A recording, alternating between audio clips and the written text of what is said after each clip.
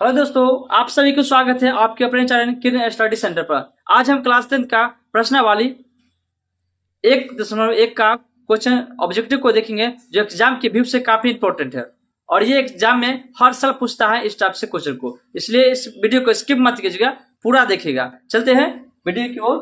यहाँ पर देखिए क्या है, वास्तविक संख्या का ऑब्जेक्टिव क्वेश्चन है जो एग्जाम में बहुत बार पूछा जाता है इस क्वेश्चन को। इसलिए इस वीडियो को स्किप मत कीजिएगा, पूरा देखिएगा ताकि आपको पूरा सोल्यूशन समझ में आएगा और बहुत ही इजी तरीका से बताएंगे ताकि आप लोग एग्जाम में जाइएगा और आराम से आप लोग का 1 नंबर फिक्स हो जाएगा, क्योंकि इससे लगभग 5 या 10 नंबर पूछता है इस चैप्टर से। वास्तविक संख्या से 5 न तो 10 नंबर पूछता है, ऑब्जेक्टिव सब्जेक्ट मिलाकर 5 या 10 नंबर कभी कभी पूछ देता है। इसलिए इस वीडियो को स्किप मत कीजिएगा, पूरा देखिएगा। यहाँ पर देखिए पहला क्वेश्चन क्या है।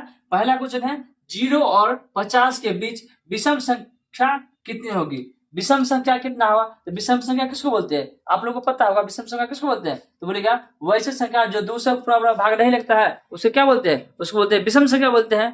तो आपको पता होगा तो कितना होगा, तो हम मान लीजिए हम लिख कर करेंगे तो उस समय लगेगा, क्योंकि विषम संख्या क्या होता है, 1 होता है, 3 होता है, 5 होता है, 7 होता है, 9 होता है, 11 होता है, 13 होता है, इसी प्रकार 49 होता है, डॉट तक 50 तक हमको जाना है।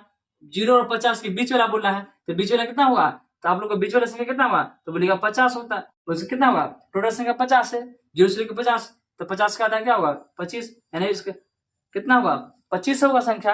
यानी विषम संख्या 0 और 50 के बीच में कितना संख्या विषम संख्या होगा, तो 25 विषम संख्या होगा। ऑप्शन नंबर क्या होगा, बी द करेक्ट आंसर होगा, क्योंकि 25 क्या है विषम संख्या होगा 25। 0 और 50 के बीच में 25 विषम संख्या होगा, इसलिए इसका आंसर क्या होगा, option number be the correct answer होगा। इस प्रकार देखिए क्या है, दूसरा नंबर क्वेश्चन है 5, 15 और 20 के लॉसो और मोसो का अनुपात ज्ञात करना है। लॉसो और मोसो का अनुपात जब भी बोलेगा आपको निकालने के लिए तो क्या करना है, आपको बेसिक तरीका से बनाना है। आपको सबसे पहले कितना लिखा है, 5 लिखा है 5 लिखेंगे, उसके बाद 15 है 15 लिखेंगे, उसके बाद कितना लिखा है 20 लिखा है। तो आपको एक ही तरीका से बताएंगे ताकि लॉसो भी निकल जाएगा और मोसो भी निकल जाएगा, आराम से निकाल सकते हैं। यहाँ पर क्या करना है, इसमें सबसे बताइए कितना से लगाएंगे, तो बोलेगा 5 लगा देते हैं। 5 लगाएंगे कितना होगा, 1 मतलब कटेगा, यहाँ पर कितना कटेगा 3 मतलब कटेगा, और यहाँ पर कितना कटेगा ये 20 है, तब 4 मतलब कटेगा 5 20। अब यहाँ पर देखिए आप किसी से भाग लगेगा, यहाँ पर नहीं लगेगा, यानी हमारा ये 5 क्या है, 5 हमारा इससे होगा क्योंकि सभी को काट रहा है। जब सभी को काट रहा है तो हमारा क्या हुआ, 5 हमारा इससे निकल गया, 5 क्या हुआ हमारा इससे निकल गया। और लॉस निकालना है, इससे निकालना है, तो क्या करेंगे सभी को गुणा कर देंगे, तो 5 या 15, 15 चौको 60 होता है। तो 60 हमारा क्या होगा, एलसीएम कितना होगा, एलसीएम हमारा क्या, एलसीएम क्या करते हैं जो बचता है सबको गुणा कर देते हैं, तो गुणा कीजिए 5 या 15, 15 चौका 60, 60 क्या हमारा एलसीएम हो गया, और एलसीएम क्या हुआ, एलसीएम हमारा 5 हो गया।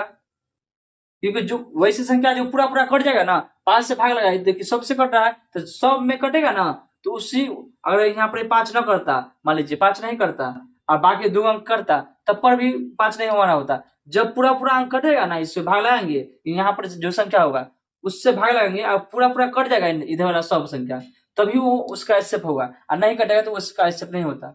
यहाँ पे एसएफ भी निकल गया और एसएफ भी निकल गया हमारा, तो इसका अनुपात बुला निकल के ना, तो अनुपात निकालने के लिए किसको बुलाया, बोला लॉसो का और मोसो। तो पहले ऊपर में लॉसो लिखेंगे, तो लॉसो हमारा ऊपर में मोसो नीचा में, तो इसको भाग काट देंगे तो कितना कटेगा 12 में कटेगा, यानी क्या होगा 12:1 होगा हमारा आंसर। तो किधर है 12:1, तो बोलेगा 12:1, जो हमारा ऑप्शन नंबर डी है।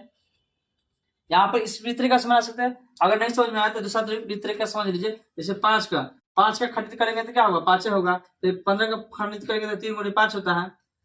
अब यहाँ पर 20 से खंडित करेंगे तो क्या होगा, 20 से खंडित करेगा तो 2 की पावर 2 होगा, अब 5 की पावर 1 होगा ना। अब यहाँ पर एसएफ में क्या होता है, एसएफ में होता है जो सेम जो तीनों में मिलता होगा और उसका सबसे छोटा पावर लिखना है। तो सबसे छोटा पावर क्या है, तो बोलेगा सब तो सेम है, 5 पावर 1 ही होगा, यानी 5 पावर 1 क्या है सबसे छोटा पावर है। एलसीएम में क्या होता है, एलसीएम में होता है क्या, जो तीनों में मिलता होगा उसको लिखना है सबसे बड़ पावर में। तो तीनों में क्या मिलता है, बोलेगा 5 मिलता है, अब बड़ पावर भी 1 ही है तो उतना ही लिखेंगे, 5 के 5 लिखेंगे।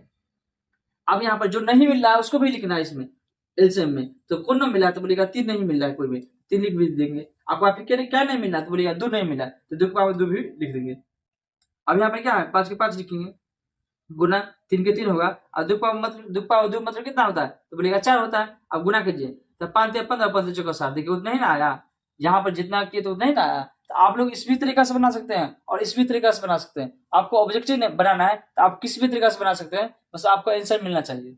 तो यहाँ पर ऑप्शन क्या होगा, ऑप्शन नंबर क्या होगा, option number D the correct answer होगा। इस प्रकार देखिए तीसरा नंबर क्वेश्चन क्या है, तीसरा नंबर बोला है क्या, निम्नलिखित में कौन अपरिमेय संख्या नहीं है। यहाँ से बहुत बार फंस जाता है विद्यार्थी, क्या करता है, निम्नलिखित में कौन सा अपरिमेय संख्या पढ़ लेता है, नहीं पढ़ता है, इसलिए मिस्टेक्स मान लेता है गलती। लेकिन यहाँ बोला है अपरिमेय संख्या नहीं है, यानी कह रहा है परिमेय संख्या कौन है से बोल रहा है। तो यहाँ पर देखिए √10 क्या है, अपरिमेय संख्या है, तो ये नहीं होगा। 24 क्या है, अपरिमेय संख्या, ये भी नहीं होगा।